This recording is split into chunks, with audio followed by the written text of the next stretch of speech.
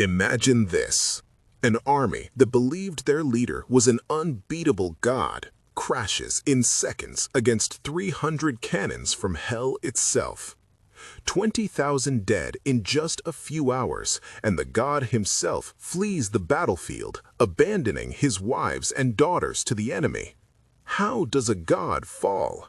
How does the boy who set Iran on fire become a broken man, drowning in wine and depression? This is not just a defeat. This is the beginning of the end of a legend. Stay with me, because what you're about to hear today will shock you.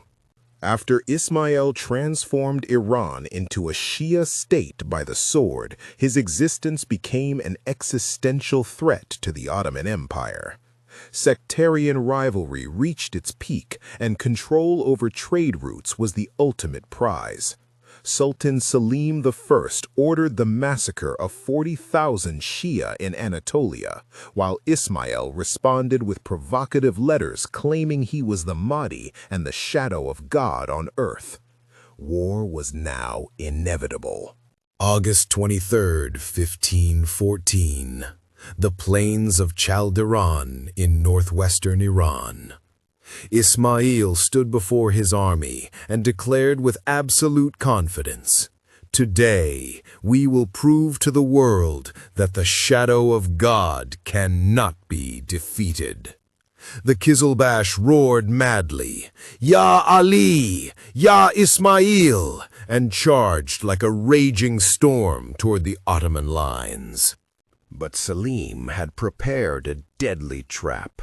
He positioned his heavy cannons in the center, chained together, with janissaries behind trenches and barricades of linked wagons, a moving iron fortress, spitting death. At first, the charge seemed to be breaking the Ottoman right wing, but the cannons never stopped firing. Every explosion claimed dozens of lives.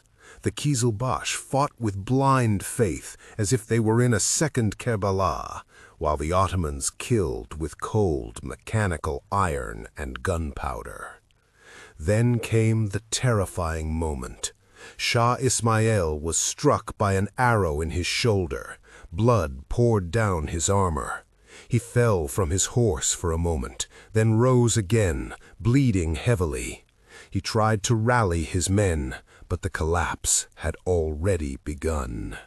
Ismail fled the battlefield, abandoning his royal tent, his wives, and his daughters. The Ottomans captured the Shah's harem and raised his red banners in victory, the ultimate symbol of humiliation. On that day, the god fell. The legend of the invincible boy collapsed in just a few hours.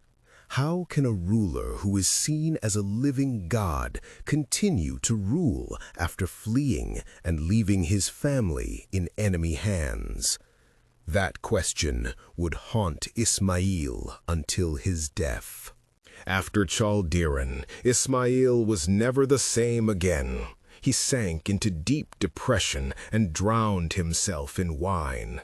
He wrote poetry filled with despair. "The world has deceived me, and fate has betrayed me." He never led an army again for the rest of his life. He died on May 21, 1524, at the age of only 37, a completely broken man. His son, Tahmasp, only 10 years old, inherited the throne. He ruled for 52 years, filled with constant wars against the Ottomans and Uzbeks, losing much of the territory his father had gained.